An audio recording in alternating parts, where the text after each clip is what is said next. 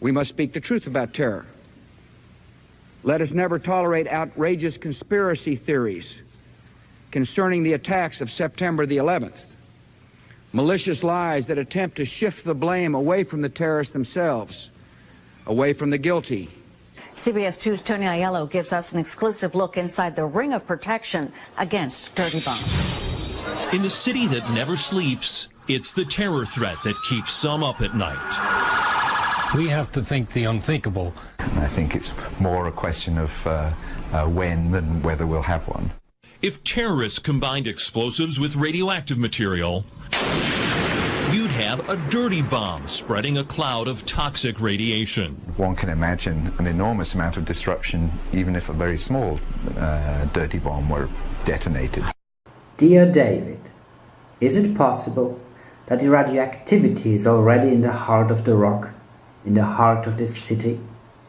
Is it possible that another convenient story is made up for the people? I wonder about the beds of formerly molten rock, one under each tower. I wonder about the blue light shining in the city, stronger and so similar to the blue light of Cherenkov's radiation.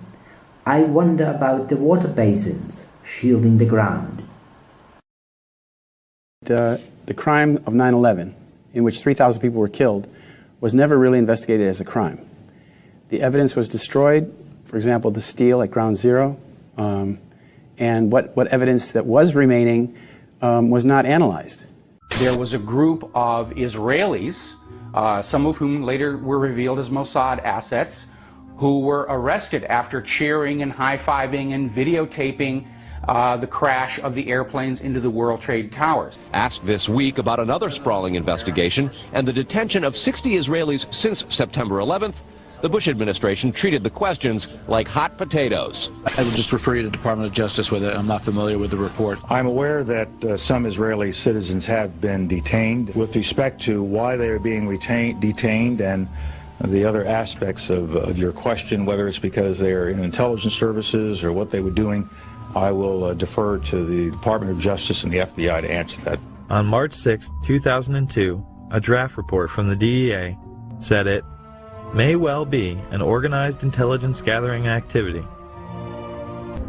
The men who were detained due to the report they were taping the first plane crash and then celebrating and joking about it actually went on television and admitted it was their job to record the attack.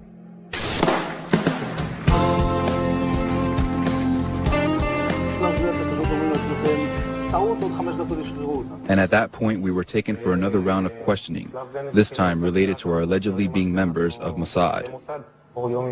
The fact of the matter is we are coming from a country that experiences terror daily. Our purpose was to document the event. Where do you think Mossad fits into this scheming of this event? Well, I use the term Mossad to refer to Israeli intelligence in general, but it's a loose use of the term because an atrocity like 9/11 was planned. We now know it was planned decades in advance, and the first indications and projections, ideations of this idea came out, for example, in a movie by Arnon Milchan in 1978 called The Medusa Touch with Richard Burton, in which the climactic scene is a 747 flying into the Pan Am building. And then, you find that at every point of the matrix, you find either an Israeli agent themselves or a Sayan, an American Jew who's working for the state of Israel. And what we're talking about is a very extreme bunch of people at the top of Israeli intelligence and Israeli military, like Netanyahu, who basically have a psychopathic version of the worldview. Mm. We got to see Ariel Sharon speak, and my friend spoke truth to power and called Mr. Sharon out on his shit and, told him he was a murderer. It was just really gross to see so many people's reactions. Like, a lot of the people that go on Birthright are just New York Jews. I'm a New York Jew, but these are people who just, they wanted to kill us, literally. They were, wanted to spit in our faces, scream at us, punch us, and it was just really incredible to see how strongly people reacted to such a thing.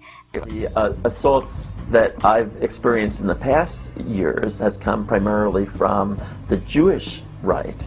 And they've been largely connected to the critique that we at Tikkun have put forward of the occupation of the West Bank and Gaza and our support for a peace perspective in Israel.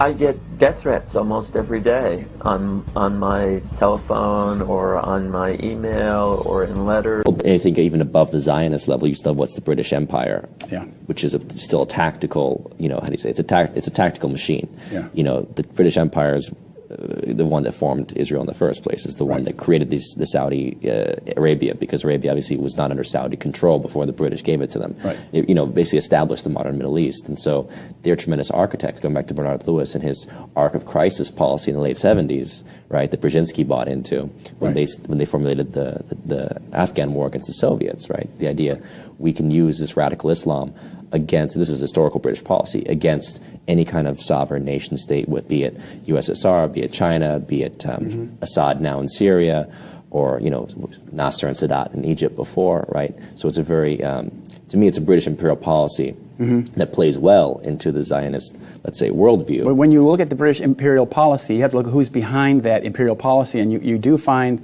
the fingerprints of the Rothschild family, for example. The Balfour Declaration, which created the state of Palestine, it was basically like the birth certificate for the nation in 1917, was addressed to Lord Rothschild.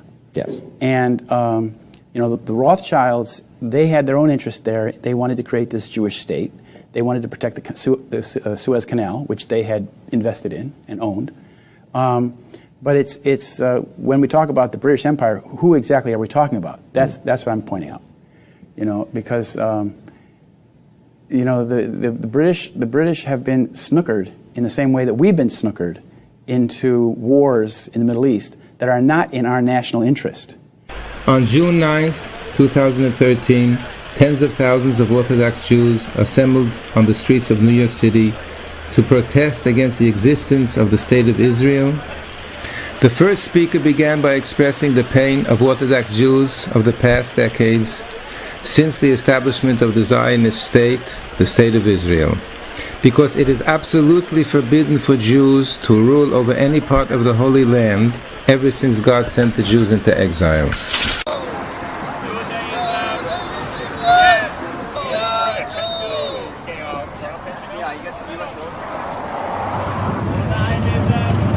We are against Zionism because we are Jews. Judaism and Zionism are the extreme opposites.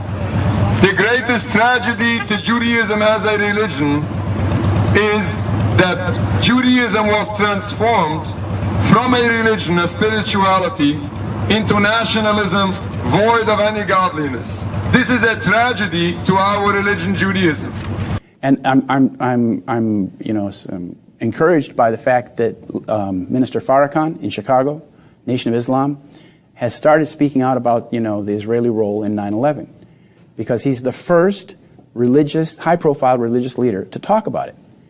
All of our institutions have failed us: the media, the government, the police, the universities, the churches. I wrote a letter to the Pope. I told the Pope, you just have to tell the people that we've been deceived about 9/11. That's all. I mean, how can the churches go along with this deception? The deception is killing us. How can they go along with it? Well, I would argue that don't forget that the Catholic Church also has a tremendous role and influence, because Israel itself sits where the Crusader kingdom used to sit. Yeah. So, to me, actually, a lot of this policy is being foisted by a much older empire, which is called the Roman Catholic Empire. And again, I don't look at it like a Zionist influence over the British. I think the British have a much older game that they play, and they've used Zionism as one of their tools. The impulse response function for an energetic event in liquids has the typical shape of a needle. This is the principle of action-reaction, as seen here in an experiment with a drop of blue ink. 11 seconds after the explosion, the energetic maximum of accumulated energy in the tower is reached. Destruction begins while the tower is vomiting its contents out. It's the same principle as a water fountain playing. The explosion's shock waves were registered at a seismic station. When the debris came down, overpressure and steam also escaped from below the earth. These are the white clouds billowing up in front of the black dust wave.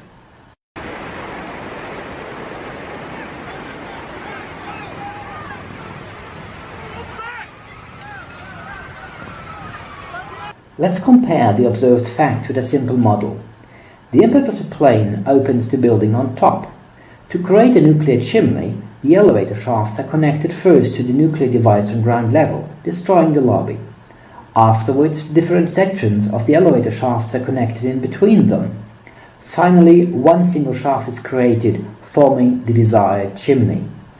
After activation of the nuclear device, a spherical shock wave is expanding. A strong impulse of neutron radiation is sent upwards through the chimney, evaporating the inner core columns of the tower. In the meantime, the rock bed has absorbed the shock of the explosion. The impulse response starts pushing inward to the center of explosion. When the upshooting needle, a so-called soliton, reaches the impact zone, pressure equalization takes place. This is the moment when the dying building exhales, then free fall of the structure begins. The still rising soliton pushes the top of the tower aside. Its rotation is stabilized at 15 degrees by the soliton, which is crushed down by the tower's top. Where the superhard soliton touches the outer walls, steam explosions start, seen as outshooting squibs. Finally, the soliton breaks through the building's top, releasing its energy. During disintegration, some structures remain standing, forming a spire. After cleanup, only the radioactive bed of formerly molten rock remains. We know this worldview, the peddling of lies, that 9/11 was somehow a Jewish plot, or that the 7/7 London attacks were staged. The idea that Muslims are persecuted all over the world as a deliberate act of Western policy. The concept of an inevitable clash of civilizations. Hello, David. I have presented the evidence of how 9/11 was done simply by showing some information available on the internet. I don't care much if this was a Zionist crime encouraged or not by some financial powers in London or elsewhere. But as a physicist, I can say that your 9/11 story is a lie. And if so, maybe everything else you have told us is only Orwellian double-speak imperfection. I conclude that a clash of civilizations is your intent, or the intent of the powers behind you. With this in mind, may I invite you to go for a minute to the Middle East and have a look, shall we? As of summer 2015 in Yemen, we noticed the use of unconventional bunker-buster weaponry. David, is this a field experiment? Are the Europeans to see the same kind of warfare in the near future? You note, the camera's pixels are failing.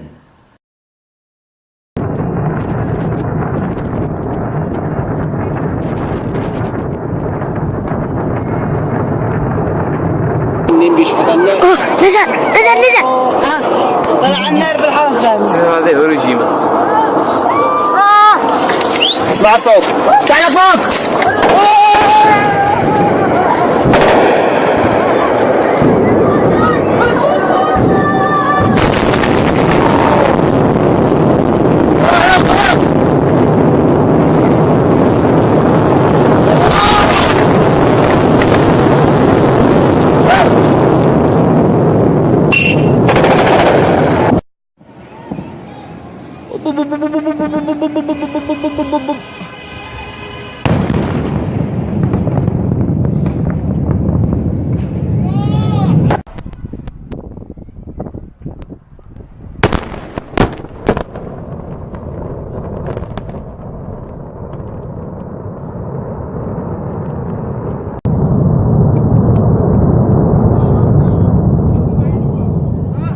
اجلس